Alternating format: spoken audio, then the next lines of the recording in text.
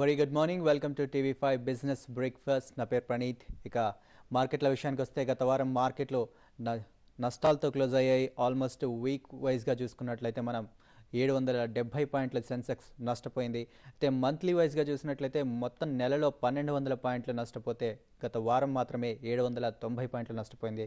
దీనికి గ్రీస్ సంక్షోభం కారణము, ఇతర గ్లోబల్ క్యూస్ కూడా మైనస్గా ఉండడం అన్ని కారణాలు కావచ్చు. అలాగే ఎఫ్ఐఐస్ కూడా గత వారం ఒక్క వారంలోనే దాదాపుగా 1000 కోట్ల రూపాయల సెల్లింగ్స్ చేశారు. అలాగే ఇతర సంక్షోభం ఏదైనా కానీ గ్రీస్ సంక్షోభం అన్నీ కూడా దీనికి కారణమయ్యాయి. అయితే ఇక గత వారం మనం ఎన్నో చాలామంది ఎదురు చూసిన అంబానీ సోదరుల వివాదం కూడా దాంట్లో కూడా తీర్పు వెలువడింది. అయితే రిలయన్స్కి ముఖేష్ అంబానీకి ఫేవర్గా ఈ నిర్ణయం రావడంతో మార్కెట్కు కొంత సపోర్ట్ ఇచ్చిందనే చెప్పాలి. ఎందుకంటే ఇండెక్స్లో హెవీ వెయిట్గా ఉన్న ఆర్ఐఎల్కి సపోర్ట్గా రావడంతో మార్కెట్ని కొంత ఇంకా పడకుండా ఆపిందనే చెప్పుకోవచ్చు. అలాగే వీకెండ్ విషయానికి వచ్చినట్లయితే మనం నెల్లూరులో real estate summit, investor summit కూడా నిర్వహించాం. దీనికి భారీ స్పందన వచ్చింది. దీంట్లో మన అనలిస్టులు అందరూ పాల్గొని నెల్లూరు ప్రజలకి, చుట్టుపక్కల ప్రజలకి సలహాలు, సూచనలు అందించారు. అయితే నెల్లూరు ఇన్వెస్టర్ సమిట్లో పాల్గొని ప్రస్తుతం కుటుంబరావు గారు ఇప్పుడే తిరిగి వచ్చారు. ఇక ఈ వారం మార్కెట్లు ఎలా ఉంటాయి అలా విశ్లేషణ తెలుసుకోవడానికి వారితో మాట్లాడదాం. వెరీ గుడ్ మార్నింగ్ కుటుంబరావు గారు, and welcome back to Hyderabad. Nellore investor summit ఎలా ఉందండి? రెస్పాన్స్ చాలా బాగుండిందండి. అండ్ ఇన్ఫ్యాక్ట్ కంగ్రాచులేట్ చేయాలన్నమాట both TV5 and sponsor steel సిటీని కూడా, ఎందుకంటే అంత ఇన్వెస్టర్ ఎడ్యుకేషన్ స్ప్రెడ్ చేస్తున్నందుకు. ఎందుకంటే చాలా ఇంట్రెస్టింగ్ క్వశ్చన్స్ కూడా చాలా అడిగారనమాట. అండ్ డెఫినెట్లీ చూస్తూ ఉంటే సేబీ పైన, ఇటు fly by night operated companies పైన, ఇటుపైన కూడా చాలా కోపంగా ఉంటాం ఇన్వెస్టర్స్. వాటిపైన ప్రశ్నలు అడగటం, ఏది లాజికల్ సొల్యూషన్స్ తీసుకురావచ్చు అని చెప్పేసి. జనరల్లీ సెక్టార్స్ పైన అలా డౌట్స్ అన్నమాట, ఏ సెక్టార్ లైమ్ లైట్లో ఉండొచ్చు అనేది కూడా. It was very interesting and good అండి. ఓకే అండి. ఇంకా చాలా ప్రాంతాల్లో ఇలాంటి investor summits, real estate summits TV5 తప్పకుండా నిర్వహిస్తుంది. మీరందరూ దాంట్లో పాల్గొనడానికి సిద్ధంగా ఉండండి. అయితే చాలా రోజుల తర్వాత ప్రస్తుతం మార్కెట్లో కొంత పాజిటివ్నెస్ కనిపిస్తున్నట్టుగా ఉంది. ప్రస్తుతం ఎస్జిఎక్స్ నిఫ్టీ 80 పాయింట్ల పైన దాదాపు 88 పాయింట్ల లాభంతో ట్రేడ్ అవుతున్నాయి. ఏషియా మార్కెట్స్ కూడా గ్రీన్గా కనబడుతున్నాయి. కుటుంబరావు గారు, ఈ వారం మార్కెట్లు కొంచెం పాజిటివ్గా ఉండే సూచనలు ఏమైనా కనబడుతున్నాయి? ఒక్కటండి, ఓపెనింగ్ కాస్త రిలీఫ్ ర్యాలీ అయితే ఉంటుందన్నమాట opening of the week. But తర్వాత మిడిల్ ఆఫ్ ది వీక్ దగ్గర నుంచి స్లైట్ వీక్నెస్ డెవలప్ అవ్వాలన్నా, లేకపోతే ఇప్పుడు వచ్చే స్ట్రెంత్ కంటిన్యూ కావాలన్నా కూడా అంటే డెఫినెట్లీ గ్లోబల్ క్యూస్ ఇంప్రూవ్ కావాలి. ఏదైతే కనుక గ్రీక్ సంక్షోభం అనుకున్నామో, గ్రీక్ సంక్షోభం తర్వాత ఇటు హంగ్ పార్లమెంట్ కూడా బ్రిటన్లో రావటం కొంచెం దోహదపడింది అనమాట అక్కడ అన్సర్టినిటీకి. కాబట్టి వన్స్ అక్కడ ఈ ఫ్యాక్టర్స్ అన్నీ కూడా ఎలే అయిపోతే నేను అనుకోవటం స్లైట్ స్టెబిలిటీ వస్తుంది. ఎందుకంటే యూఎస్లో చాలా రోబస్ట్ ఎకనామిక్ నెంబర్స్ వస్తున్నాయి. ఏదైతే ప్రాఫిట్ బుకింగ్ ఇప్పుడు హెవీగా యూఎస్ మార్కెట్లో వస్తుందో that will be short lived maybe for another 200 points or 300 points అని డవ్ అని చెప్పేసి అని అనుకుంటున్నాను. 10,400 దగ్గర హ్యూజ్ సపోర్ట్ ఉంది డవ్కి అనమాట. కాబట్టి క్లోజర్ టు దట్ లెవెల్ దగ్గర నుంచి డవ్ కూడా రీబౌండ్ అవ్వచ్చు. మన దగ్గరకు వచ్చేపాటికి నెక్స్ట్ బిగ్ ట్రిజర్ మాన్సూన్ అనమాట. టిల్ మాన్సూన్ కమ్స్ ఎట్లని ఆడిటెడ్ రిజల్ట్స్ ఏవైతే వస్తున్నాయో దాంతో స్లైట్ ఇన్ఫ్లుయెన్షియల్గా ఉంటుంది index. But broad based index చూస్తే కనుక టెక్నికల్గా మనం నిఫ్టీకి 200-డే మూవింగ్ యావరేజ్ 4950 దగ్గర ఉంది. అక్కడ మేజర్ సపోర్ట్ ఉంది. అది కనుక బ్రేక్ అయితే వాల్యూమ్స్ తోటి ఆల్ ది వే 4820 దాకా వెళ్ళొచ్చు. 4800 to 5200 బ్రాడ్ ట్రేడింగ్ రేంజ్ అవుతుంది. అప్పుడు లేదు 4950 సస్టైన్ చేసుకోగలుగుతుంది ఈ వారం అంతా కూడా అనుకుంటే కనుక definitely we're again aiming at 5200 అని చెప్పేసి అని అనాలి. అయితే ఫస్ట్ రెసిస్టెన్స్ 5110 దగ్గర వస్తుంది. ఆ తర్వాత 5160 దగ్గర వస్తుంది. ఆ లెవెల్స్ క్రాస్ అయితే కాస్త సేఫ్టీ జోన్లోకి వెళ్తాం. ఆల్రెడీ ఇప్పుడు సింగపూర్ నిఫ్టీ ఏదైతే 5100 పైన ట్రేడ్ అవుతుందో నేను అనుకోవటం ఓపెనింగ్ అంత స్ట్రెంత్ అయితే చూపించకపోవచ్చు. క్లోజర్ టు 5060 to 5085 మధ్యలో ఓపెన్ అవుతుందని అనుకుంటున్నాను. అరౌండ్ 5080 దగ్గర ఓపెన్ అయ్యి కూడా సస్టైన్ అయితే కనుక on every decline at least position traders for 2 days or 3 daysకి మాత్రం నిఫ్టీ బై చేయొచ్చండి.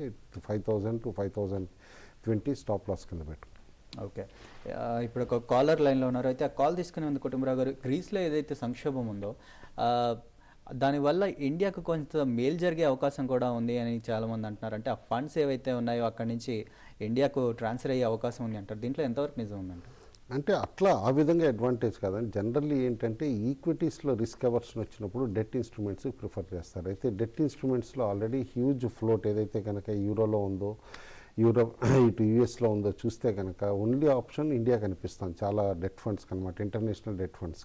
అండ్ ఆల్రెడీ మనం చూసాం సాటర్డే న్యూస్ పేపర్స్లో కనుక చూస్తే ఆల్రెడీ ఆల్ ఎఫ్ఐఐస్ దాదాపు మేజర్ ఎఫ్ఐఐస్ అనమాట వాళ్ళ డెట్ ఫండ్ లిమిట్స్ ఏవైతే ఉన్నాయో ఫుల్ కూడా అయిపోయినాయి. కాబట్టి అడిషనల్గా వాళ్ళు ఫండ్స్ తీసుకొద్దాము డెట్ ఇన్స్ట్రుమెంట్స్లో పెడదాము అని అనుకున్నా కూడా వాళ్ళకి లిమిట్స్ లేవు అనమాట ఆర్బీఐ దగ్గర నుంచి. అండ్ నేను అనుకోవటం ఫైనాన్స్ మినిస్ట్రీ కూడా ఈ తరుణంలో రిలాక్సేషన్ చేయదు. ఎందుకంటే ఆర్బిట్రేషన్ ఆఫ్ ఇంట్రెస్ట్ దాదాపు 1.5 to 2 percentage points క్లియర్లీ వాళ్ళకి ప్రాఫిట్స్ కనిపిస్తున్నాయి. అక్కడ బారో చేసుకుని ఇండియాలో డిపాజిట్ చేసుకుని తిరిగి ఆ ఇంట్రెస్ట్ డిఫరెన్స్ క్యాపిటలైజ్ చేసుకోవడానికి అనమాట. కాబట్టి ఫండ్స్ ఫ్లో వైజ్ చూస్తే కనుక ఎట్ లోవర్ లెవెల్స్ ఈక్విటీస్లో ఇండియాకి తిరిగి ప్రిఫరెన్స్ ఇచ్చే స్కోప్ ఉంది. ఎందుకంటే ఎమర్జింగ్ మార్కెట్స్లో definitely one of the out performing market మందే కాబట్టి.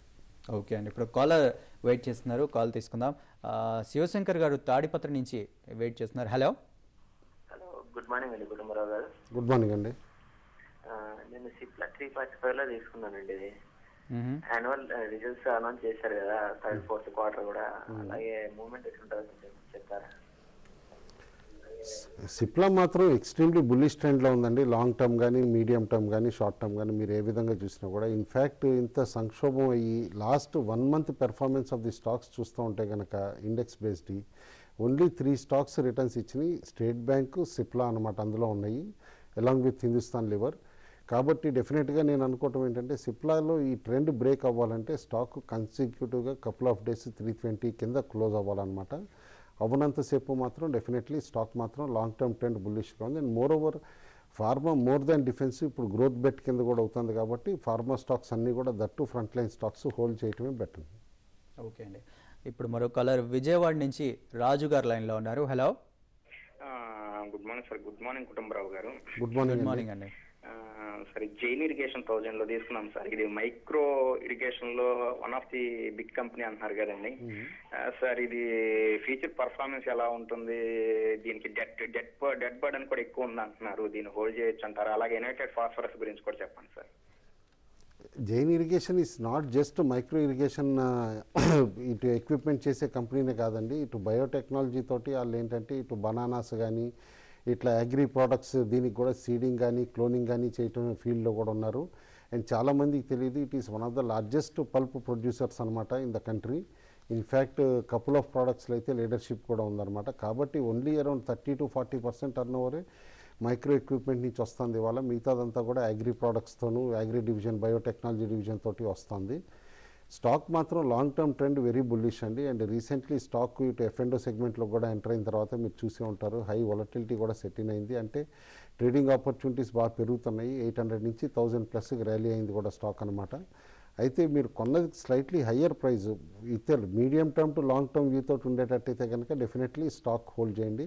డెట్ గురించి బోదర్ అవ్వద్దు. ఈ కంపెనీ వాస్ ఆల్వేస్ రేటింగ్ బాగుండిందనమాట. ఇటు రేటింగ్ ఏజెన్సీస్ దగ్గర కూడా డెట్ బాగా సర్వీస్ చేయగలిగారు. వీక్ టైం అప్పుడు కూడా వీళ్ళకి ఎనఫ్ క్యాష్ ఫ్లో ఉంది కాబట్టి డెట్ సర్వీస్ చేస్తున్నారు.